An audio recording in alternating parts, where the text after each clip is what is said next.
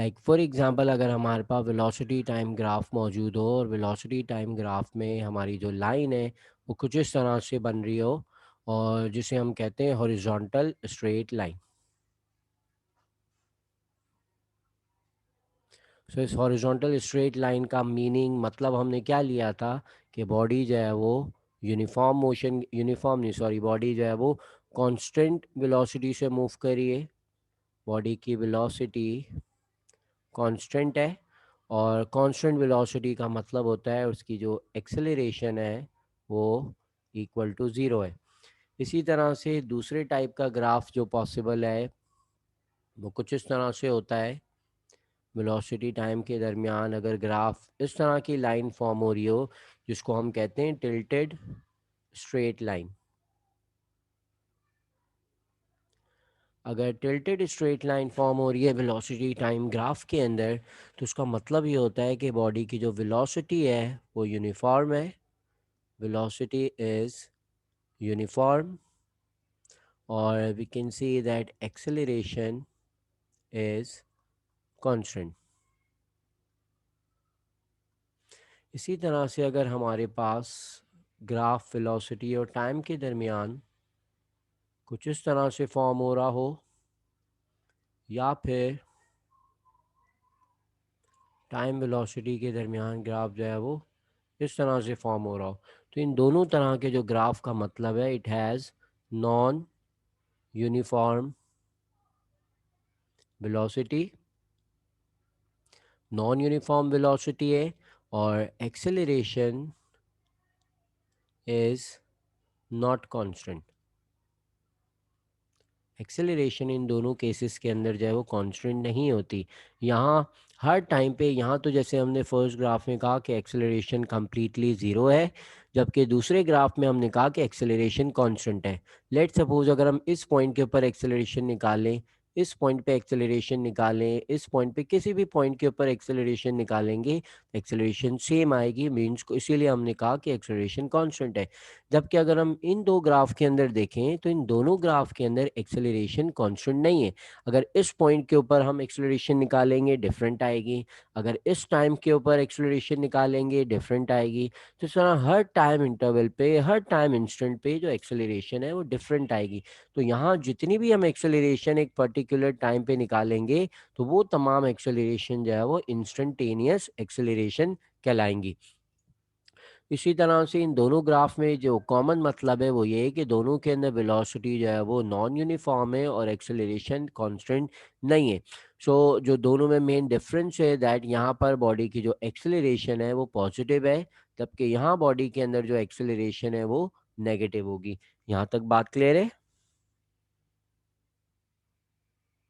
Yes, sir. ठीक है। सो अब हम देखते हैं कि वेलोसिटी टाइम को हमने एनालिसिस तो कर लिया, अब देखते हैं कि वेलोसिटी टाइम ग्राफ से हम कैलकुलेट क्या कर सकते हैं। लेट सपोज हमारे पास वेलोसिटी टाइम ग्राफ हो। सो वेलोसिटी टाइम ग्राफ में से हम दो चीज़ें कैलकुलेट कर सकते हैं। एक तो हम ये फाइंड आउट कर सकते हैं वेलोसिटी टाइम ग्राफ से कि बॉडी ने डिस्टेंस कितना कवर किया, distance covered by the body. Similarly दूसरी चीज़ जो हम ग्राफ में से कैलकुलेट कर सकते हैं इट इज़ द एक्सेलरेशन। ये दो चीज़ें जो कि हम एक्चुअली कैलकुलेट कर सकते हैं from the velocity time graph. अगर वेलोसिटी टाइम ग्राफ से एक्सेलरेशन कैलकुलेट करनी हो तो हम स्लोप कैलकुलेट करते हैं या फिर ग्रेडियंट कैलकुलेट कर लेते हैं। द स्लोप और the gradient of velocity time graph is equal to acceleration. इसी तरह से अगर हमें डिस्टेंस कैलकुलेट करना हो from the velocity time graph तो इसके लिए हम जो है वो उस ग्राफ का area under the curve calculate कर लेते हैं। So the result of area under the curve of a velocity time graph is equal to distance. ये मेन दो बातें क्लियर है? Yes, sir. ठीक है। सो एक एग्जांपल लेते हैं और उस एग्जांपल को लेके जो है वो ये दोनों चीज़ें उसी ग्राफ के अंदर जो है वो सॉल्व करते हैं। बुक के अंदर हमारे पास एक क्वेश्चन मौजूद है पेज नंबर 53 पे। तो इसी ग्राफ को मैं यहाँ पर ड्रॉ करता हूँ और इसको जो है वो सॉल्व करते हैं।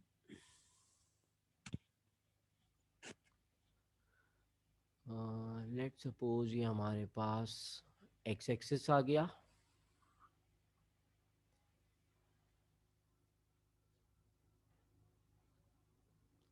और ये हमने ले लिया वाई एक्सिस, और इस पे जो कर्व फॉर्म हुआ हुआ है कुछ इस तरह से है।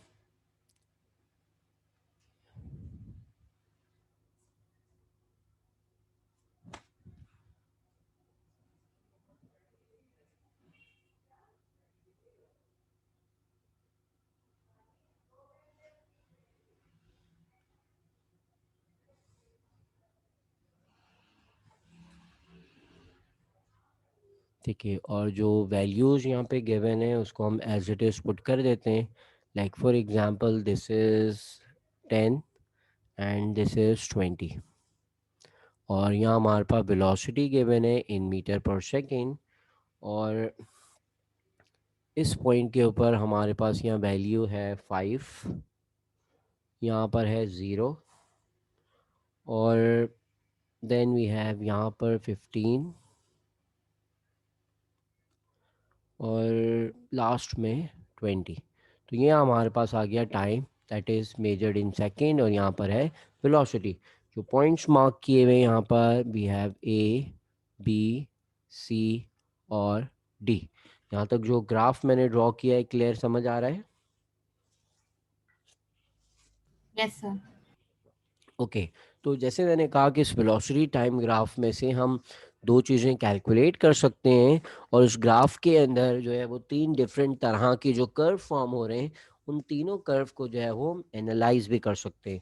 तो सबसे पहले हम देखते हैं ग्राफ के पोर्शन को फ्रॉम ए टू बी। अभी जो पोर्शन मेरा ए टू बी वाला बना हुआ है, इस पोर्शन में ग्राफ के शेप को देख के बताओ कि फ्रॉम ए टू बी हमारा जो ग्राफ शो कर रहा है बॉडी के मोशन के बारे में वो क्या है। सर यहाँ पे ट्रायंगल बन रहा है और ना वेलोसिटी वो बॉडी अभी एक्सेलरेट कर रही है।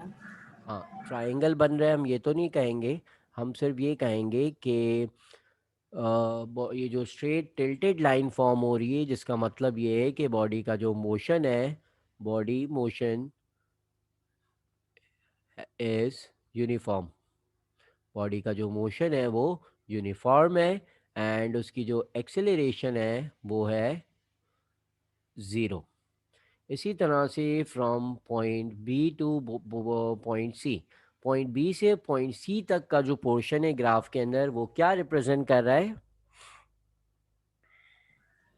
बॉडी कांस्टेंट है, मतलब वेलोसिटी ना एक्सेलरेट कर रही है ना कुछ कर रही है। ठीक है, ये हम जो हम कांस्टेंट कह रहे हैं हम वो कहेंगे बॉडी की जो वेलोसिटी है वो कांस्टेंट है, तो हम कह सकते हैं body is moving in constant motion, जिसका मतलब है कि वेलोसिटी कांस्टेंट है, वेलोसिटी चेंज नहीं हो रही, और एक्सेलरेशन इस केस के अंदर भी बॉडी की ज़ीरो है। सॉरी, यहाँ पे वेलोसिटी एक्सेलरेशन ज़ीरो नहीं है, यहाँ पे एक्सेलरेशन होती है कांस्टेंट, और यहाँ जो एक्सेलरेशन है इट इज़ पॉजिटिव। सिमिलरली जो लास्ट पोर्शन है हमारा सी से डी तक का, इस ग्राफ को एनालिसिस करके हम क्या कह सकते हैं बॉडी के मोशन के बारे में? यहाँ पे भी बॉडी यूनिफॉर्म है लेकिन डिसेलेरेट हो रही है। सही है, बॉडी जो है वो मूव करी यूनिफॉर्मली डीसेलरेटिंग, वेलोसिटी यूनिफॉर्म है और यूनिफॉर्मली डिसेलरेट कर रही है बॉडी, और उसकी जो एक्सेलरेशन है हम कहेंगे इट इज़ नेगेटिव। तो ये तो हो गया एनालिसिस। अब कुछ कैलकुलेट करते हैं, जैसे कि मैंने कहा कि हम डिस्टेंस भी कैलकुलेट कर सकते हैं, हम एक्सेलरेशन भी कैलकुलेट कर सकते हैं।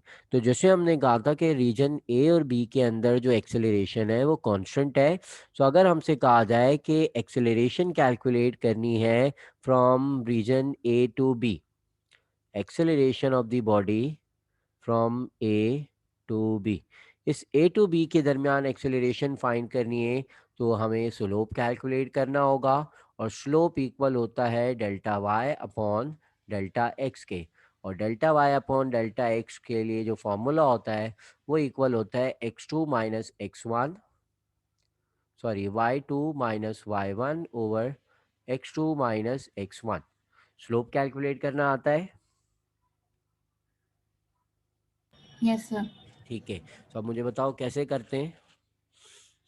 सर x2 की जगह 20 आएगा, सॉरी x2 नहीं, y2 की जगह 20 आएगा और हम्म। y1 की जगह 0 आएगा। ठीक है। x2 की जगह 0 आएगा, नहीं x2 की जगह 5 आएगा और x1 की जगह 0 आएगा। ठीक है, बिल्कुल सही है। सो ये हमारे पास हो जाएगा 20 - 0 डिवाइडेड बाय 5 - 0। सो हमारे पास ओवरऑल रिजल्ट आ जाएगा 20/5। 20/5 is 4। So the acceleration of the body in first 5 second is 4 meters per second square. Similarly, अगर हमसे कहते हैं कि calculate the distance covered in first 5 seconds. First 5 seconds के दौरान अगर हमें डिस्टेंस मेजर करना है, डिस्टेंस कैलकुलेट करना है, सो वेलोसिटी टाइम ग्राफ से जब भी हमें डिस्टेंस कैलकुलेट करने को कहेंगे, so the distance will be equal to the area of the curve. And जो हमारे पास कर्व फॉर्म हो रहा है, वो कर्व जो है वो रेक्टेंगल फॉर्म कर रहा है, area under the curve. So rectangle का जो है, सॉरी, ट्राइंगल फॉर्म हो रहा है, तो ट्राइंगल का फॉर्मूला अप्लाई कर देंगे, base multiply by height divided by 2। तो ये जो हमारा ट्राइंगल फॉर्म हो रहा है, इसकी बेस इक्वल है 5 के, हाइट इक्वल है 20 के, और उसको हम डिवाइड कर देंगे 2 से। तो ये कैंसिल हो जाएंगे, तो हमारे पास डिस्टेंस आ जाएगा 50 मीटर्स। इट्स मीन बॉडी ने इन शुरू के 5 सेकंड के दौरान जो डिस्टेंस कवर किया है, it is equal to 50 metre. Clear है ये? Yes sir. ठीक है। इसी तरह से अगर हमसे कहा जाए कि बी और सी के दरमियान बॉडी में एक्सेलरेशन कैलकुलेट करो, तो जैसे कि हमने यहाँ पे एनालिसिस के अंदर ही कह दिया था कि इस दौरान जो एक्सेलरेशन है बॉडी की वो ज़ीरो है, बिकॉज जो हमारी लाइन फॉर्म हो रही है it is horizontal straight line. तो इस केस के अंदर from B to C acceleration जो है वो इक्वल टू ज़ीरो है। बट डिस्टेंस जो कवर कर रही है बॉडी वो ज़ीरो नहीं है, बिकॉज बॉडी मूव कर रही है, तो बॉडी ने डिस्टेंस भी कवर किया है। सो डिस्टेंस जैसे अभी हमने ऊपर निकाला, distance from velocity time graph is equals to area under the curve. And यहाँ पर जो हमारे पास शेप बन रही है अंडर द कर्व, वो फॉर्म फॉर्म करिए रेक्टेंगल की। तो रेक्टेंगल के एरिया का फॉर्मूला अप्लाई कर देंगे, लेंथ मल्टीप्लाई बाय ब्रेथ। तो मुझे लेंथ और ब्रेथ बताओ इस रेक्टेंगल की। सर इसकी लेंथ 20 होगी और इसकी ब्रेथ होगी 10। ठीक है, लेंथ इसकी आ जाएगी 20 और ब्रेथ हो जाएगी 10। तो इट्स मीन बॉडी जब कांस्टेंट वेलोसिटी से मूव कर रही थी फॉर 10 सेकेंड, तो इस दौरान बॉडी ने जो डिस्टेंस कवर किया है it is equals to 200 metres. तो ये हमारे पास डिस्टेंस आ गया। सिमिलरली अगर हमसे कहा जाए कि इस रीजन सी और डी के दौरान बॉडी की जो एक्सेलरेशन है वो कैलकुलेट करो फ्रॉम सी टू डी, तो एक्सेलरेशन कैलकुलेट करने के लिए हम अगेन स्लोप का फॉर्मूला अप्लाई करेंगे। Slope will be equal to delta Y over delta X, that is y2 - y1 over x2 - x1। इनकी वैल्यूज़ बताओ। सर यहाँ पर 19 पे वो लैंड करा, तो मैं यहाँ पे 19 बोलूँ या फिर 20? नहीं नहीं, ये इक्वल्स टू 20 है, ड्रॉ करने में थोड़ी ऊपर नीचे हो रहा है, 20 है। सर यहाँ पे y2 होगा 20। हम्म। अच्छा, एक सेकेंड, बुक के अंदर जो ड्रॉ किया हुआ है ना, वो तुम सही कह रही हो, बुक के अंदर जो ड्रॉ किया है वो 20 से थोड़ा सा पहले है, तो वो 19 ही लिया होगा बुक के अंदर। वैल्यूज़ मैंने नहीं देखी है बुक के अंदर क्या आंसर आ रहा है, बट मैंने जो यहाँ जिस हिसाब से ग्राफ ड्रॉ किया है, तो let's say this is 20। Book के अंदर शायद इसको 19 लेकर ही सॉल्व किया होगा, तो हम इसको 20 लेकर ही एज्यूम करके चलते हैं कि ये 20 पे लैंड कर रहा है ग्राफ। तो सर यहाँ पे फिर y2 फिर 20 होगा। देखो, इस पॉइंट के ऊपर जो x की वैल्यू है वो है 15, और इस पॉइंट के ऊपर x की वैल्यू है 20। तो x2 - x1 हमारे पास आ जाएगा 20 - 15। इसी तरह से इस पॉइंट के ऊपर हमारे पास y की वैल्यू 20, और इस पॉइंट के ऊपर हमारे पास y की वैल्यू है 0। तो ये हो जाएगा 0 - 20। तो जो मेरे पास सॉल्व होके आएगा -20/5। सो एक्सेलरेशन मेरे पास हो जाएगी -4 metres per second square. Clear है? सर ये वैल्यूज y2 और y1 वाली आप एक्सप्लेन कर रहे हैं। देखो ये जो हमारा फर्स्ट पॉइंट था और ये वाला जो पॉइंट डी है, ये हमारा था सेकंड पॉइंट। फर्स्ट पॉइंट के ऊपर एक्स की वैल्यू देखो क्या है, 15, 15। और सेकंड पॉइंट पे एक्स की वैल्यू क्या है? 20। तो ये हमारा हो गया x2 और ये हमारा हो गया x1। इसी तरह से फर्स्ट पॉइंट पे y की वैल्यू देखो, यहाँ पे 20 है। ठीक है, तो ये हो जाएगा y1। और सेकंड पॉइंट के ऊपर y की वैल्यू क्या है? 0। 0, तो ये हमारा हो जाएगा y2। अब देखो y2 0, y1 20, तो 0 - 20 और x2 20, x1 15, तो ये हो गया 20 - 15।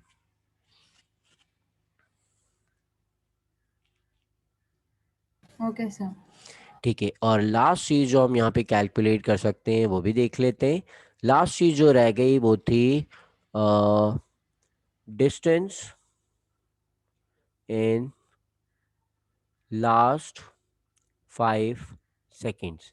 लास्ट 5 सेकेंड्स के दौरान अगर हम डिस्टेंस कैलकुलेट करें तो वो किसके इक्वल होगा? Distance will be equal to area. और शेप जो हमारे पास यहाँ फॉर्म हो रहा है वो है base multiply by height divided by 2। So base हमारे पास बन रही है 5 और हाइट हमारे पास है 20 और डिवाइडेड बाय 2। सो 2 और 2 कैंसिल हो जाएगा, तो लास्ट 5 सेकेंड्स के दौरान भी बॉडी ने जो डिस्टेंस कवर किया है it is equal to 50 metres. Clear है? यहाँ तक सारी चीज़ें हमने कैलकुलेट कर ली। Yes sir. ठीक है। सिमिलरली अगर देखें तो जैसे शुरू के 5 सेकेंड के दौरान बॉडी की वेलोसिटी कंटिन्यूसली बढ़ती जा रही थी, फिर 5 सेकेंड से 15 सेकेंड तक बॉडी की वेलोसिटी कांस्टेंट रही और फिर अगेन जो है वो वेलोसिटी डिक्रीज होती गई। इसका मतलब है कि पूरे मोशन में बॉडी की जो वेलोसिटी है वो कांस्टेंट नहीं है। हर इंस्टेंट के ऊपर या हर टाइम इंटरवल के अंदर बॉडी की वेलोसिटी में चेंज आ रहा है। सो इस सवाल के अंदर एक और जो चीज़ पूछी जा सकती है ग्राफ से रिलेटेड वो है एवरेज वेलोसिटी। अगर हमसे एवरेज वेलोसिटी पूछी जाए इस ग्राफ में, तो एवरेज वेलोसिटी निकालने का तरीका यहाँ होता है that total distance covered by the body divided by total time. Body ने कितना टोटल डिस्टेंस कवर किया in total time, so this is known as average velocity. So शुरू के 5 सेकेंड के दौरान हमने डिस्टेंस कैलकुलेट किया था 50 मीटर। देन हमने कांस्टेंट वेलोसिटी या कांस्टेंट मोशन के दौरान डिस्टेंस कवर किया था बॉडी ने 200 मीटर। और लास्ट 5 सेकेंड में जो बॉडी ने डिस्टेंस कवर किया it is equal to 50 metre. So overall body ने जो डिस्टेंस कवर किया है it is equal to 300 metres. और जो बॉडी का टोटल टाइम था वो था 0 से लेकर 20 सेकेंड्स तक। तो टोटल टाइम जो लगा है वो it is equal to 20 seconds. So zero और ज़ीरो कैंसिल कर दें और उसको सिंप्लीफाई करें तो हमारे पास जो एवरेज वेलोसिटी आ जाएगी बॉडी की इस पूरे मोशन के दौरान it will be equal to 15 metres per second. Clear है यहाँ तक बात? सर ये 15 होगा या मेरे पास यहाँ पे 1.5 आ रहा है? 1.5 आ रहा है, चेक कर लो दोबारा। थ्री वो हंड्रेड सर डिवाइडेड बाई सही है, 20। मैंने 30 कर लिया था। सही है। सही है। 300 को 20 से डिवाइड किया तो पूरे मोशन की हमारे पास एवरेज वेलोसिटी आ गई that is equal to 15 metres per second. So यहाँ तक हमारा जो टॉपिक था ग्राफिकल एनालिसिस ऑफ मोशन, जिसमें हमारे पास ये डिस्ट वेलोसिटी टाइम ग्राफ था, उसको हमने एनालिसिस करना भी सीखा और हमने उससे जो चीज़ें कैलकुलेट की जा सकती हैं वो कैलकुलेट भी की। नेक्स्ट टॉपिक की तरफ आ जाते हैं that is the equation of motion. So 9 class physics के अंदर ही हमने इक्वेशन ऑफ मोशन भी स्टडी की थी और वो इक्वेशन ऑफ मोशन कहलाती थी Newton's equation of motion. Newton की इक्वेशन ऑफ मोशन कहलाती हैं ये। और इन इक्वेशन के एप्लीकेशन की हमारे पास दो कंडीशंस थी। अगर वो कंडीशंस फुलफिल होती हैं तो ये इक्वेशन ऑफ मोशन एप्लीकेबल हैं, अप्लाई हो सकती हैं। अगर ये कंडीशंस फुलफिल नहीं हो रही तो उसका मतलब है कि इक्वेशन ऑफ मोशन एप्लीकेबल नहीं है। सो सबसे पहली जो कंडीशन थी for the application of this equation of motion, the first condition is that body should have linear motion. ये जो इक्वेशंस हैं वो सिर्फ और सिर्फ लीनियर मोशन के ऊपर एप्लीकेबल है। अगर फॉर एग्जांपल अगर हम सर्कुलर मोशन पे इन इक्वेशंस को अप्लाई करें तो अप्लाई नहीं हो सकती। अगर हम वाइब्रेटरी मोशन के ऊपर इस इक्वेशंस को अप्लाई करें तो ये इक्वेशंस एप्लीकेबल नहीं है। तो सबसे फर्स्ट और most important condition for this Newton's equation of motion कि हमारा जो मोशन है वो लीनियर होना चाहिए, स्ट्रेट लाइन के अंदर होना चाहिए। दूसरा दूसरी जो कंडीशन है for this equation, that body has should have constant acceleration. Body की जो एक्सेलरेशन है वो कांस्टेंट होनी चाहिए। अगर बॉडी की एक्सेलरेशन कांस्टेंट नहीं है, जिस तरह का हमने जो है वो इस तरह कर्व की फॉर्म में ग्राफ भी बनाया था, तो उन इक्वेशंस के उन उस तरह के मोशन के ऊपर ये इक्वेशंस अप्लाई नहीं हो सकती। तो बेसिकली हमारे पास जो है वो तीन इक्वेशंस होती हैं, जिसमें से फर्स्ट इक्वेशन ऑफ मोशन कहलाती है V F is equals to V I plus A T. Second equation of motion जो है वो कहलाती है S is equals to V I T plus A T square over two. Similarly जो third equation of motion है वो equal होती है two A S is equals to V F square minus V I square. So ये तीन equations हैं, अगर याद ना भी हों तो इन इक्वेशंस की फॉर्म को देख के जो है वो रिकॉल हो गई होंगी, जो कि हमने स्कूल फिजिक्स के अंदर स्टडी की थी। सो ये हमारे पास जो तीन इक्वेशन ऑफ मोशन है ये कहलाती है न्यूटन्स इक्वेशन ऑफ मोशन। साथ साथ इन इक्वेशंस के बारे में एक और इम्पॉर्टेंट बात वो ये कि these equations are applied on horizontal motion. ये इक्वेशन जो अप्लाई होती हैं वो हॉरिजॉन्टल मोशन के ऊपर अप्लाई होती हैं। लाइक फॉर एग्जांपल कार का मोशन हॉरिजॉन्टल होता है, ट्रेन का मोशन हॉरिजॉन्टल है, बाइक है, बाइसिकल है, इनका मोशन जो है वो हॉरिजॉन्टल है। तो हॉरिजॉन्टल मोशन के ऊपर हम इन इक्वेशंस को अप्लाई करते हैं और कोई भी अननोन वैल्यूज जो है वो फाइंड आउट कर सकते हैं।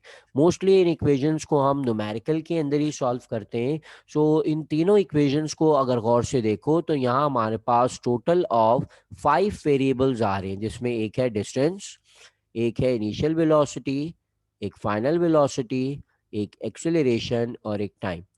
तो इन 5 वेरिएबल्स को यूज करके जो है वो ये तीन इक्वेशंस फॉर्म हुई हैं, जिसमें से पहली इक्वेशन के अंदर डिस्टेंस नहीं आता, बाकी 4 वेरिएबल्स आ रहे हैं। दूसरी इक्वेशन के अंदर जो है वो फाइनल वेलोसिटी नहीं आ रही, 4 वेरिएबल्स आ रहे हैं। थर्ड इक्वेशन के अंदर भी इन 5 वेरिएबल्स में से टाइम नहीं आ रहा, बाकी के 4 वेरिएबल्स आ रहे हैं। सो जब भी हम इन इक्वेशंस को अप्लाई करते हैं तो इन इक्वेशंस में हर इक्वेशन के अंदर जो चार चार वेरिएबल्स हैं उनमें से कोई भी 3 वेरिएबल्स की वैल्यूज अगर हमें गिवन हो तो हम बाकी का जो एक अननोन वेरिएबल है उसे कैलकुलेट कर सकते हैं। ठीक है यहाँ तक?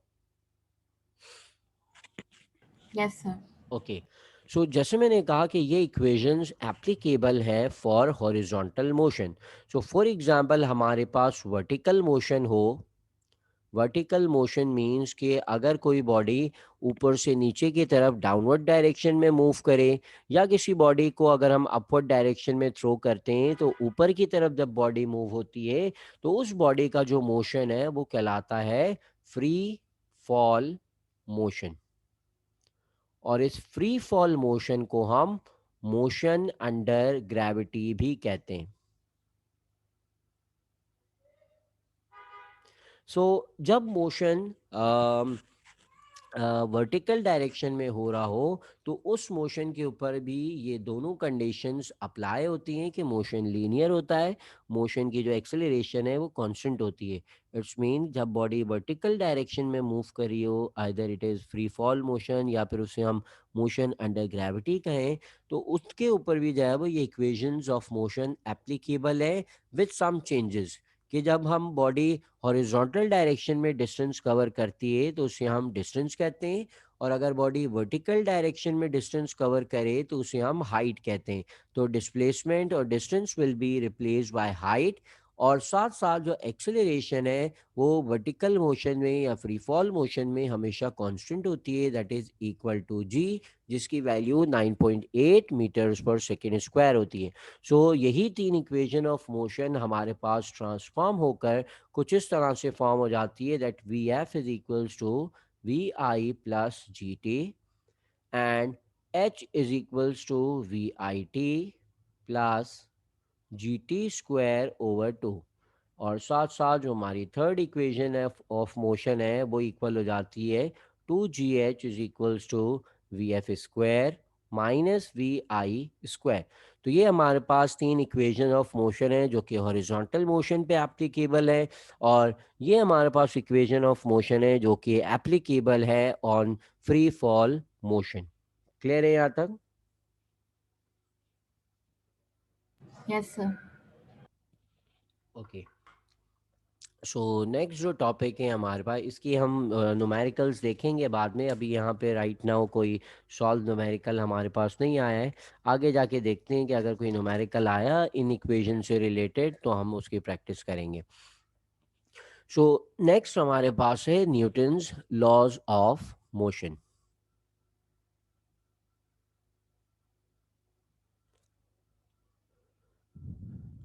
सो डायनामिक्स के अंदर ये कुछ बेसिक लॉज हैं मोशन से रिलेटेड, जिसे हम न्यूटन्स लॉज ऑफ मोशन कहते हैं, जिसमें हमारे पास टोटल 3 लॉज हैं, जिसमें से सबसे पहला जो लॉ है फर्स्ट लॉ ऑफ मोशन। ये जो फर्स्ट लॉ ऑफ मोशन है इसे हम साथ साथ लॉ ऑफ इनर्शिया भी कहते हैं, और इसी लॉ की स्टेटमेंट में से हम इनर्शिया की डेफिनेशन भी एक्सट्रैक्ट करेंगे, कि फर्स्ट लॉ का जो मतलब है या फर्स्ट लॉ की जो मीनिंग है उसी के अंदर जो है वो असल में इनर्शिया की डेफिनेशन छुपी हुई है। तो हम उसके अंदर से ही जो है वो इनर्शिया की डेफिनेशन को एक्सट्रैक्ट करेंगे। So first law of motion actually body की एक ऐसी स्टेट के बारे में बताता है कि अगर जब उसके ऊपर जो नेट फोर्स है वो नहीं लग रही, when net force is zero, or we can say that in the absence of net force, in the absence of net force का क्या मतलब है? मतलब बॉडी रेस्ट पे होगी। नहीं, बॉडी के in the absence of net force का मतलब ये नहीं होता बॉडी रेस्ट पर होगी। बॉडी रेस्ट पर भी हो सकती है, बॉडी मूव भी कर सकती है।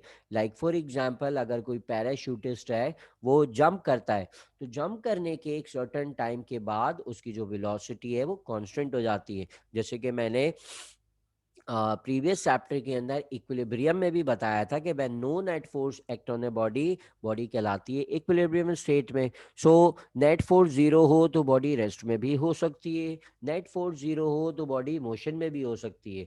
जब बॉडी रेस्ट में हो तो उसका इक्विलिब्रियम स्टैटिक, और जब बॉडी मोशन के अंदर नहीं होगी, सॉरी, जब बॉडी मोशन में होगी तो उसका मोशन कांस्टेंट होगा, और उसका जो इक्विलिब्रियम है वो डायनामिक इक्विलिब्रियम कहलाता है।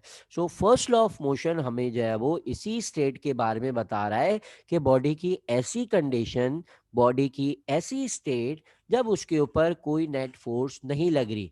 सो नेक्स्ट पार्ट के अंदर न्यूटन लॉ में कहता है कि अगर नेट फोर्स नहीं लग रही तो होगा क्या। तो लॉ ये कहता है कि if net force is zero then body will maintain its state. Body जो है वो अपनी स्टेट को मेंटेन रखेगी।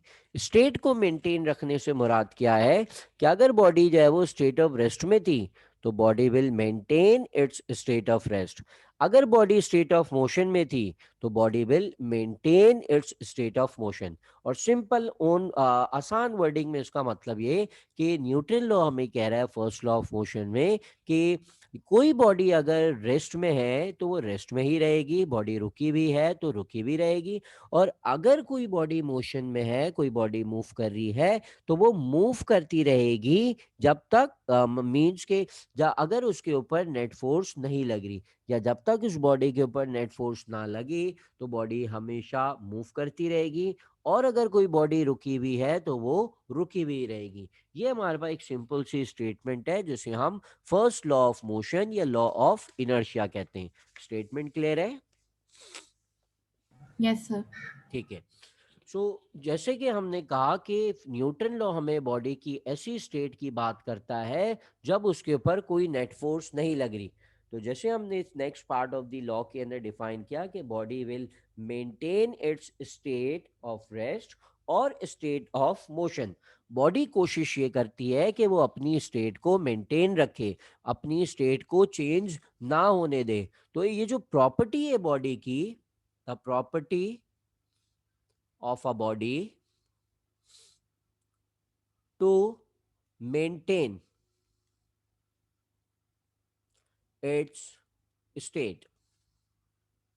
बॉडी की जो प्रॉपर्टी है जो कि उसको उस बॉडी को अलाउ करती है अपनी स्टेट को मेंटेन रखने के लिए, कि अगर वो बॉडी रेस्ट में है तो बॉडी रेस्ट में ही रहे, अगर बॉडी मोशन में है तो बॉडी मोशन में ही रहे। ये काम करवाने के लिए बॉडी की एक प्रॉपर्टी अप्लाई होती है जिसे हम कहते हैं this property is inertia. So inertia body के अंदर एक ऐसी प्रॉपर्टी है जो कि उसकी स्टेट को चेंज होने से रोकती है। लाइक फॉर एग्जांपल हमारे पास एक ग्राउंड पे या एक सरफेस के ऊपर हमारे पास एक मेटल का बॉल प्लेस किया हुआ है, और ग्राउंड के ऊपर जो है वो हमारे पास जो है वो एक लीव रखा हुआ है, और ये हमारे पास है मेटल बॉल। अगर यहाँ से जो है वो विंड ब्लो करती है तो विंड जो है वो फोर्स अप्लाई कर रही है लीफ के ऊपर भी, विंड फोर्स अप्लाई कर रही है मेटल के बॉल के ऊपर भी। बट जब विंड ब्लो करेगी तो मेटल के बॉल की पोजीशन में या बॉटल की बॉल की स्टेट में तो चेंज नहीं आएगा, मेटल का जो बॉल है वो स्टेट ऑफ रेस्ट में ही रहेगा। जबकि लीफ जो है वो अपनी स्टेट को मेंटेन करने की तो कोशिश करेगा, बट वो अपनी स्टेट को मेंटेन नहीं कर पाएगा। सो इस लीव की वो वाली प्रॉपर्टी जो कि स्टेट को मेंटेन करने के लिए मदद करती है, हेल्प करती है, वो प्रॉपर्टी इसके पास कम है। जबकि जो मेटल वाला बॉल है उसके पास जो ये प्रॉपर्टी है अपनी स्टेट को चेंज करने की, अपनी स्टेट को चेंज होने से रोकने की, वो वाली प्रॉपर्टी मेटल बॉल के अंदर बहुत ज्यादा है, जिसकी वजह से मेटल बॉल जो है वो अपनी स्टेट को मेंटेन रखने में कामयाब रहेगा। बट ये जो लीव है वो अपनी स्टेट को मेंटेन बहुत ज़्यादा देर तक नहीं कर पाएगा। सो इट्स मीन कि जो हमारी प्रॉपर्टी है inertia, it purely depends on the mass of the body. जिस बॉडी के पास मास ज़्यादा होता है उस बॉडी के पास ये प्रॉपर्टी ज़्यादा होती है कि वो अपनी स्टेट को मेंटेन रख सकें। यही इसी तरह की एग्जांपल हमने एक स्कूल फिजिक्स के अंदर भी पढ़ी थी कि अगर एक बस के अंदर पैसेंजर बैठे हैं और बस स्ट्रेट लाइन में मूव कर रही है और वो अचानक से ब्रेक अप्लाई करती है, तो अंदर बैठे जो पैसेंजर हैं वो आगे की तरफ उन्हें एक जर्क फील होता है, और ये जर्क इसी वजह से होता है बिकॉज ऑफ इनर्शिया। सिमिलरली एक खड़ी हुई बस है और उसके अंदर पैसेंजर बैठे हैं, और बस अगर अचानक से स्टार्ट हो जाए तो अंदर बैठे लोगों को एक शार्प जर्क फील होता है बैकवर्ड डायरेक्शन में, एंड इसका रीजन भी सेम है, it is due to the property of their body known as inertia. So inertia जो है वो हर बॉडी की ऐसी प्रॉपर्टी है जो कि बॉडी की स्टेट को चेंज होने से रेजिस्ट करती है, चेंज होने नहीं देती, अपनी स्टेट को मेंटेन करवाती है। ये प्रॉपर्टी जिसको इनर्शिया कहते हैं, और इनर्शिया किसी भी और दूसरे फैक्टर्स पे डिपेंड नहीं करता। इनर्शिया बॉडी का जस्ट डिपेंड करता है बॉडी के मास के ऊपर। क्लियर है ये property? Yes sir. Okay. So next हम आ जाते हैं न्यूटन के सेकंड लॉ ऑफ मोशन की तरफ। नेक्स्ट हम आते हैं न्यूटन के सेकंड लॉ ऑफ मोशन की तरफ। सो तीनों जो हमारे लॉज है, चाहे first law of motion, second law of motion और थर्ड लॉ ऑफ मोशन, ये जो तीनों लॉज ऑफ मोशन है, ये डायनेमिक्स के अंदर हम मोस्टली इसको स्टडी करते हैं, because these laws of motions are related to force. जिस तरह हमने फर्स्ट लॉ के अंदर बात की, in the absence of net force, अगर किसी बॉडी के ऊपर फोर्स ना लग रही हो तो क्या होता है। तो हमने कहा वहां पर कि body will maintain its state, body अपनी स्टेट को कंटिन्यू रखती है।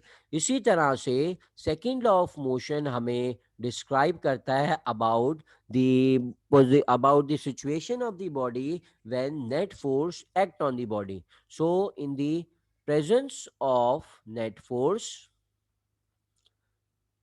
जिस तरह हमने वहां कहा कि नेट फोर्स की एब्सेंस के अंदर क्या होगा, सिमिलरली यहां पर हम बात करते हैं in the presence of net force क्या होता है।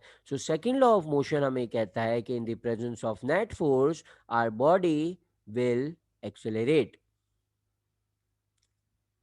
जब भी बॉडी के ऊपर नेट फोर्स अप्लाई होगी तो वो बॉडी एक्सेलरेट करेगी, और एक्सेलरेट करने का मतलब क्या है कि there will be the change in its velocity. उस बॉडी की जो वेलोसिटी है उसके अंदर चेंज आ जाएगा। तो जब भी किसी बॉडी के ऊपर नेट फोर्स अप्लाई की जाएगी तो वो फोर्स बॉडी के अंदर एक्सेलरेशन प्रोड्यूस करेगी, एंड एक्सेलरेशन मींस उस बॉडी की वेलोसिटी में चेंज आ जाएगा। जब वेलोसिटी में चेंज आ रहा है तो वी नो दैट फिर change in velocity may be of two type, velocity में इंक्रीज और वेलोसिटी में डिक्रीज। अगर फोर्स बॉडी जिस डायरेक्शन में मूव कर रही है उसी डायरेक्शन में फोर्स अप्लाई करें तो बॉडी की वेलोसिटी इंक्रीज हो जाती है, वाइल जब बॉडी की जिस डायरेक्शन में मूव कर रही है उसकी ऑपोजिट डायरेक्शन में फोर्स अप्लाई हो तो बॉडी की वेलोसिटी डिक्रीज होती है।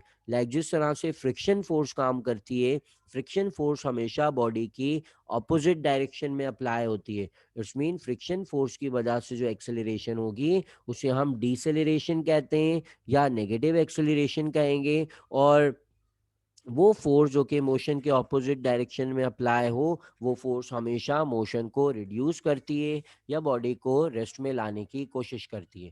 ये हमारा हाफ पार्ट है about the second law of motion, that states that in the presence of net force body will accelerate. So next half part of this Newton law of motion हमें ये बताता है the magnitude of this acceleration। पहले part में तो Newton ने सिर्फ ये बताया कि अगर फोर्स लगेगी तो बॉडी में एक्सेलरेशन प्रोड्यूस होगी। सेकेंड हाफ के अंदर लॉ हमें बता रहा है about the magnitude of the acceleration. This second part of the law states that the acceleration produced in the body is directly proportional to the force। कि अगर किसी बॉडी के अंदर एक्सेलरेशन प्रोड्यूस हो रही है with the application of force, so this acceleration will be directly proportional to force. जितनी ज्यादा हम बॉडी के ऊपर फोर्स अप्लाई करते हैं उतनी ज्यादा एक्सेलरेशन प्रोड्यूस होती है उस बॉडी में। सिमिलरली द एक और फैक्टर जो कि एक्सेलरेशन जिस पर डिपेंड करती है वो है मास ऑफ द बॉडी। जिस बॉडी के अंदर जिस बॉडी का मास ज्यादा होता है उस बॉडी के ऊपर फोर्स अप्लाई करके जब एक्सेलरेशन प्रोड्यूस करेंगे तो वो न्यूमेरिकली कम होती है एज कंपेयर टू उस बॉडी के जिसमें जिसका मास कम हो, तो उसको हम आसानी से एक्सेलरेट कर सकते हैं या उसके अंदर ज़्यादा एक्सेलरेशन प्रोड्यूस कर सकते हैं। सो ये दो फैक्टर्स हैं जो कि हमें सेकेंड लॉ ऑफ मोशन से मिलते हैं about the acceleration of the body. Acceleration directly proportional to force and acceleration inversely proportional to mass. So from these sir equation ये हमें इनवर्सली प्रोपोर्शनल टू मास कैसे हुआ? देखो, फॉर एग्जांपल हमारे पास दो बॉडीज हैं, एक बॉल एक छोटा बॉल है हमारे पास, या लेट सपोज दो सेम साइज के बॉल हैं। एक हमारे पास ये प्लास्टिक का हॉलो बॉल है और दूसरा हमारे पास जो है वो मेटल का सॉलिड बॉल है। हॉलो बॉल बॉल मीन्स कि इसके अंदर जो है वो हवा है, एयर फील्ड है, जबकि मेटल के बॉल के अंदर वो हॉलो नहीं है, पूरा बॉल जो है वो मेटल का बना हुआ है। सो जैसे कि सिंपल सी ऑब्वियस सी बात है कि इसका जो मास है वो कम होगा हॉलो बॉल का, और जो मेटल का सॉलिड बॉल है उसका मास ज़्यादा होगा।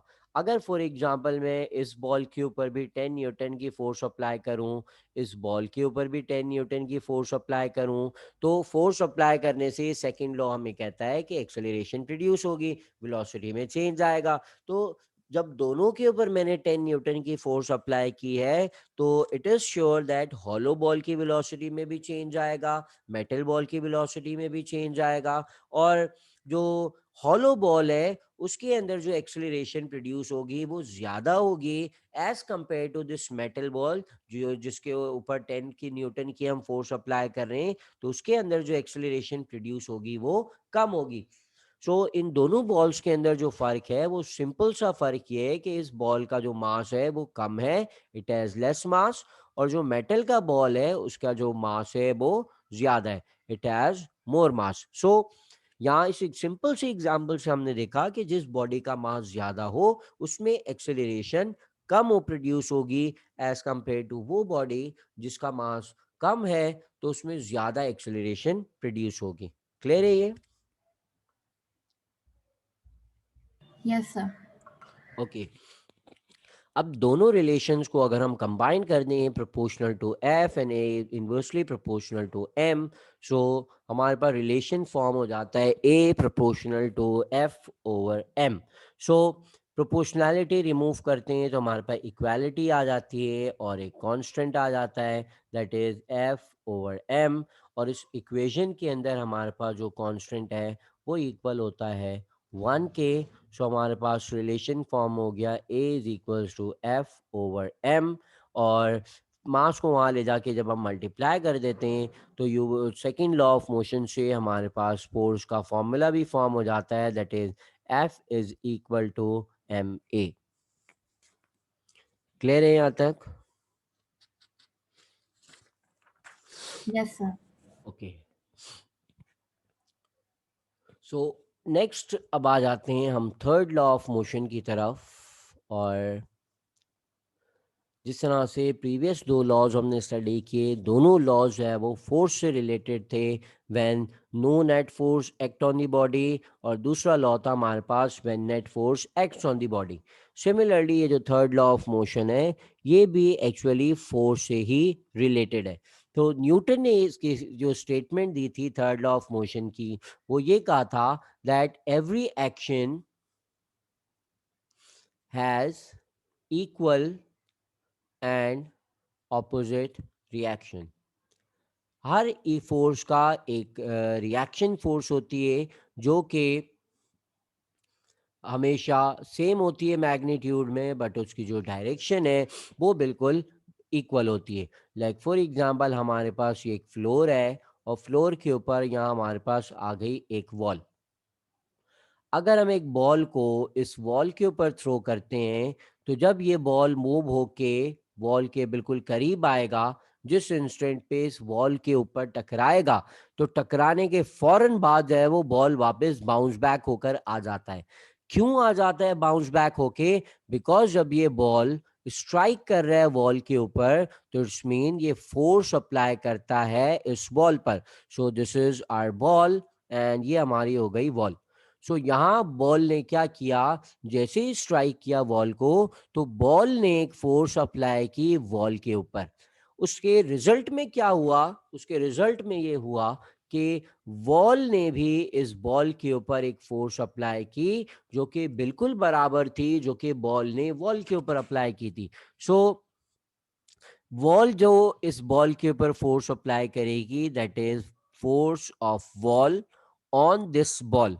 सो ये उतनी ही फोर्स अप्लाई करेगी। सो ये दो जो पेयर ऑफ फोर्सेस हैं, एक बॉल ने फोर्स अप्लाई की इस बॉल के ऊपर, और दूसरी फोर्स वॉल ने अप्लाई की थी इस बॉल पर। दोनों फोर्सेस आपस में इक्वल हैं, दोनों फोर्सेस आपस में बराबर हैं, और ये दोनों फोर्सेस का जो पेयर है वो कहलाता है action reaction pair of force. So ये जो स्टेटमेंट या जो एग्जांपल है, यही एग्जांपल जो है वो एकदम perfectly in accordance with the Newton's third law of motion. Similarly अगर हम किसी बॉल को ड्रॉप करते हैं ग्राउंड की तरफ, तो जैसे ही वो वॉल इस फ्लोर के ऊपर टकराएगा, टकराने से फोर्स अप्लाई होगी इस वॉल पर, और फोर्स अप्लाई करने से क्या होगा, वॉल भी जो है वो इस सॉरी ये जो फ्लोर है वो इस बॉल के ऊपर फोर्स अप्लाई करेगा, जिसकी वजह से बॉल वापस बाउंस बैक हो जाएगा। इसी तरह से Newton third law of motion का जो यूज है हम डेली लाइफ में बहुत सारी जगहों पे करते हैं। लाइक जब हम वॉक करते हैं, तो वॉक करते हुए हम फ्लोर के ऊपर फोर्स अप्लाई करते हैं बैकवर्ड डायरेक्शन में, तो एज अ रिजल्ट फ्लोर हमारे ऊपर भी फोर्स अप्लाई करता है इन फॉरवर्ड डायरेक्शन। इसी तरह से जब एक बलून को हम ब्लो करके छोड़ दें, तो उस बलून के अंदर से एयर रश आउट होते हुए बाहर की तरफ मूव होती है और वो बलून फॉरवर्ड डायरेक्शन में मूव होता है। This is the example of Newton's third law of motion. इसी तरह से जो रॉकेट है या जो स्पेस क्राफ्ट है, वो भी इसी थर्ड लॉ ऑफ मोशन के प्रिंसिपल के ऊपर वर्क करते हैं। बैकवर्ड डायरेक्शन में जो गैसेस हैं वो बर्न होके एक्सपेल आउट हो रही होती हैं, और जिसके रिजल्ट में वो जो स्पेस क्राफ्ट है या जो रॉकेट है वो फॉरवर्ड डायरेक्शन में मूव करता है। तो इस तरह की और बहुत सारी एग्जांपल्स हमारे अराउंड मिल जाएंगी हमें, जहां हमें से third law of motion apply होता हुआ नजर आएगा।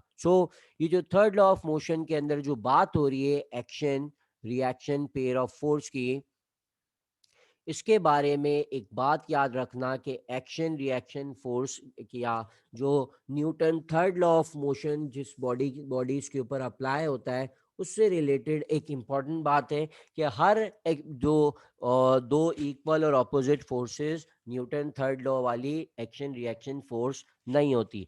लाइक फॉर एग्जांपल यहाँ मैंने अभी जो जितनी भी एग्जांपल्स दी, वहाँ तमाम एग्जांपल्स के अंदर एक्शन रिएक्शन फोर्स इन्वॉल्व थी। अगर मैं एक सीलिंग के साथ इस ब्लॉक को हैंग कर देता हूं, तो अब यहां पर भी दो फोर्सेस मौजूद हैं, अपवर्ड डायरेक्शन में टेंशन फोर्स और डाउनवर्ड डायरेक्शन के अंदर वेट फोर्स। ये टेंशन फोर्स और वेट फोर्स आपस में बराबर भी हैं, जैसा कि यहाँ एक्शन और रिएक्शन में कह रहे हैं कि that two forces are equal but opposite in direction. तो ये दोनों फोर्सेस आपस में बराबर हैं, दोनों डायरेक्ट फोर्सेस जो है वो डायरेक्शन के हिसाब से एक दूसरे से ऑपोजिट है, बट स्टिल इन दो फोर्सेस को हम action reaction pair of force नहीं कह सकते। क्यों नहीं कह सर सकते? यहाँ पर ना, अगर यहाँ पे अपोजिट डायरेक्शन लिखा है तो हम लोग यहाँ पे माइनस साइन लगाएंगे। अच्छा, हम जब न्यूमेरिकली सॉल्व कर रहे होते हैं तो वहाँ बिल्कुल सही है कि अपवर्ड फोर्स को हम पॉजिटिव और डाउनवर्ड फोर्स को हम नेगेटिव कह देते हैं। बट यहाँ वो जो चीज़ हम समझना चाह रहे हैं उसका इस माइनस साइन से कोई ताल्लुक नहीं है। पर तुम्हारी बात भी सही है कि जब दो फोर्सेस या दो वेक्टर्स ऑपोजिट हो एक दूसरे के, इक्वल हो, तब उनके दरमियान माइनस का साइन लगाते हैं। यहाँ जो मैंने इक्वल की बात में कर रहा हूँ, यहाँ जिस इक्वल की मैं बात कर रहा हूँ, वहाँ मेरा मुराद इक्वल से मैग्नीट्यूड की फॉर्म में इक्वल है। हमें पता है बिकॉज हम वेक्टर्स को डिटेल में स्टडी कर चुके हैं। ये दो वेक्टर्स को हम इक्वल नहीं कह सकते। ये दोनों वेक्टर्स जो है वो एक दूसरे के नेगेटिव वेक्टर्स हैं, दोनों एक दूसरे के ऑपोजिट डायरेक्शन में। तो यहाँ जिस सेंस में मैं इन दोनों को इक्वल कह रहा हूँ, मेरा सेंस है इन टर्म्स ऑफ मैग्नीट्यूड। यहाँ मैं डायरेक्शन की बात नहीं कर रहा, यहाँ सिर्फ मैग्नीट्यूड के सेंस में मैं कह रहा हूँ कि दोनों एक दूसरे का, दोनों का जो मैग्नीट्यूड है वो एक दूसरे से बराबर है।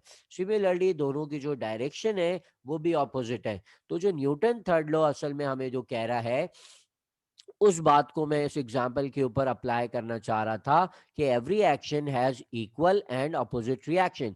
तो यहाँ जो दोनों इस लास्ट वाली एग्जाम्पल में मैंने दो फोर्स की बात की है, वो दोनों इक्वल भी हैं, दोनों अपोजिट भी हैं, but still they are not action reaction force. ये दोनों जो है वो action reaction pair of force नहीं है। क्यों नहीं है? Because action reaction pair of force हमेशा दो बॉडीज के दरमियान होती है। एक बॉडी दूसरी बॉडी के ऊपर अगर एक्शन फोर्स अप्लाई करे, तो दूसरी बॉडी फर्स्ट बॉडी के ऊपर जो फोर्स अप्लाई करेगी उसे हम रिएक्शन फोर्स कहेंगे। दोनों बराबर होंगे और दोनों अपोजिट होंगे। लास्ट वाली एग्जांपल के ऊपर इसी बात को अगर हम अप्लाई करें तो ये टेंशन फोर्स इस ब्लॉक के ऊपर अप्लाई हो रही है।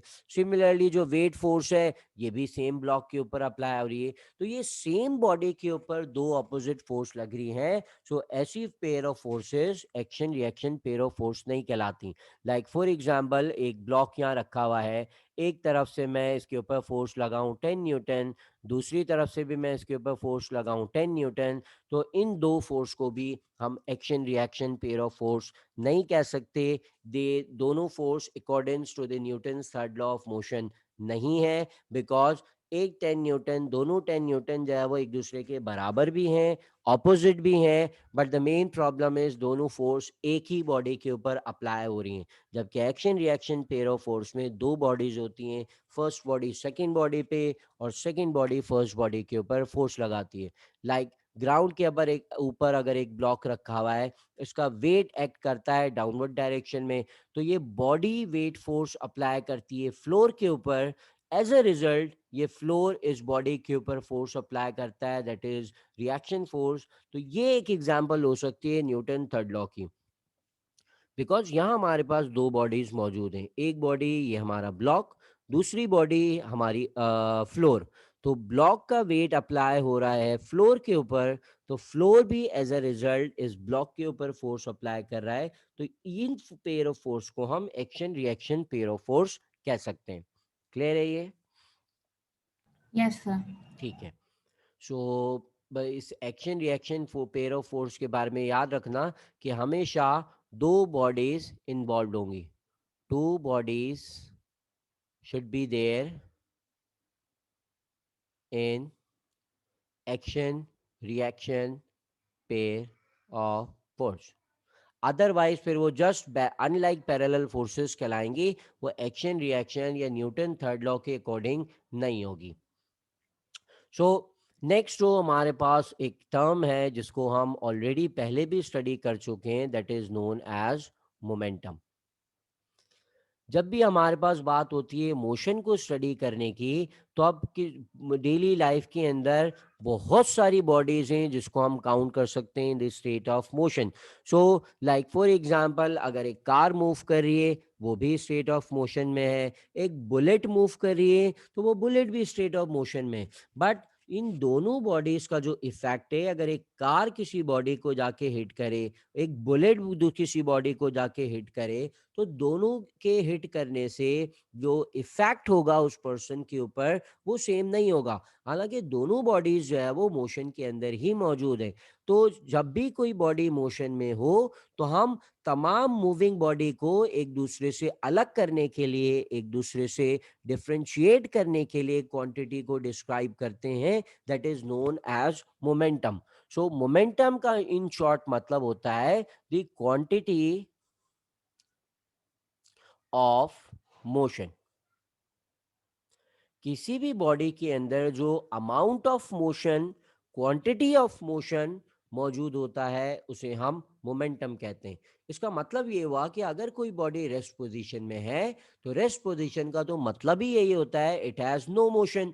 तो जब मोशन ही नहीं होगा तो इसका मतलब है उस बॉडी के मोमेंटम को हम कहेंगे कि it's momentum is equal to zero. So हर मूविंग बॉडी के पास जो अमाउंट होता है मोशन का, उस अमाउंट ऑफ मोशन को हम कहते हैं मोमेंटम। लाइक फॉर एग्जांपल एक कार और एक ट्रेन सेम डायरेक्शन में मूव कर रही हैं, तो कार की स्पीड ऑब्वियसली कम होगी, ट्रेन की स्पीड ज्यादा होगी। तो नॉर्मली तो हम यही कहेंगे कि कार का मोमेंटम कम है, कार के अंदर अमाउंट ऑफ मोशन कम है, बट जो ट्रेन है उसके अंदर अमाउंट ऑफ मोशन ज्यादा है। तो मोमेंटम को यहाँ पे एक चीज बता दूं, दैट मोमेंटम को हम रिप्रेजेंट करते हैं सिंबल पी से। और अभी हमने देखा कि जो अमाउंट ऑफ मोशन है वो क्लियरली डिपेंड कर रहा था वेलोसिटी के ऊपर। जिस बॉडी की वेलोसिटी ज्यादा हो तो उस बॉडी का जो मोमेंटम है वो भी ज्यादा होता है। बॉडी डायरेक्टली प्रोपोर्शनल होता है बॉडी का मोमेंटम विद इट्स वेलोसिटी।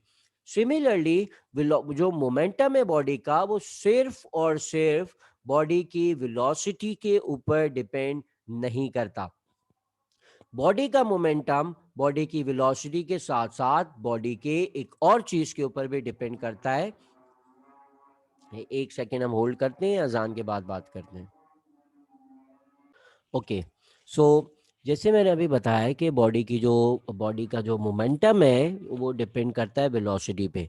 जिस बॉडी की वेलोसिटी ज़्यादा हो उस बॉडी के अंदर जो अमाउंट ऑफ मोशन है वो भी ज़्यादा होता है। सो एक और फैक्टर जो मैं यहाँ डिस्क्राइब करने लगा हूँ, लेट सपोज एक बॉडी हमारे पास, हम चेंज कर देते हैं बॉडी। लेट सपोज एक ये बॉडी है हमारे पास और एक बॉडी हमारे पास ये है। इस बॉडी की वेलोसिटी इस डायरेक्शन में है 10 मीटर्स पर सेकेंड, और जो दूसरी बॉडी है इसकी वेलोसिटी भी हमारे पास है 10 मीटर पर सेकेंड। सो दोनों के अंदर क्लियरली हमें डिफरेंस नजर आ रहा होगा कि एक बॉडी का मास कम है, दूसरी बॉडी का मास ज्यादा है। सो यहाँ जो जिस बॉडी का मास कम है उसके अंदर बहुत सारे पार्टिकल्स मौजूद हैं, और हर पार्टिकल की जो वेलोसिटी है वो 10 मीटर पर सेकेंड है फॉरवर्ड डायरेक्शन में। सिमिलरली ये जो दूसरी बॉडी है जिसका मास ज़्यादा है उसके अंदर भी तमाम जो पार्टिकल्स मौजूद हैं, तो उन तमाम पार्टिकल्स की जो वेलोसिटी है वो 10 मीटर पर सेकेंड है फॉरवर्ड डायरेक्शन में। तो अगर हम मोशन को देखें तो यहाँ कम पार्टिकल्स के अंदर मोशन मौजूद है, और हर पार्टिकल की वेलोसिटी 10 मीटर पर सेकेंड ही है। बट दूसरी बॉडी जिसका मास ज़्यादा था तो उसके अंदर नंबर ऑफ पार्टिकल्स भी ज़्यादा है, हर पार्टिकल की वेलोसिटी फॉरवर्ड डायरेक्शन में है। तो इसका मतलब ये हुआ कि टोटल अमाउंट ऑफ मोशन जो है वो दूसरी बॉडी के अंदर ज्यादा है। और दोनों बॉडीज के अंदर जो मेन डिफरेंस था दैट इट हैज लेस मास, और जो दूसरी बॉडी थी उस बॉडी के अंदर मास ज्यादा था। तो हमने यहाँ पर ये देखा कि जिस बॉडी के अंदर मास ज्यादा है उस बॉडी के अंदर जो अमाउंट ऑफ मोशन है वो भी ज्यादा होगा। सो momentum is directly proportional to the mass of the body। तो अगर हम इन दोनों रिलेशंस को कंबाइन करते हैं सो मोमेंटम हमारे पास मैथमेटिकली आ जाता है, it is the product of mass and velocity. ऊपर हमने कहा the quantity of motion present in a body is called momentum, जबकि किसी भी बॉडी के अंदर जो मास और वेलोसिटी का प्रोडक्ट होता है it is known as momentum. Clear है यहाँ तक? Yes sir.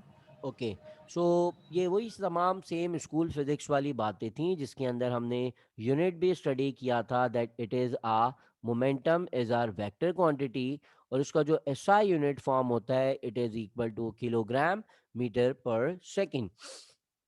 सो फाइनली हम जो है वो एक और मेरी लास्ट अभी टॉपिक। कुछ क्लास है तो मैं या अभी जा अभी सकती हूँ। क्लास है? Yes sir. ओके, सो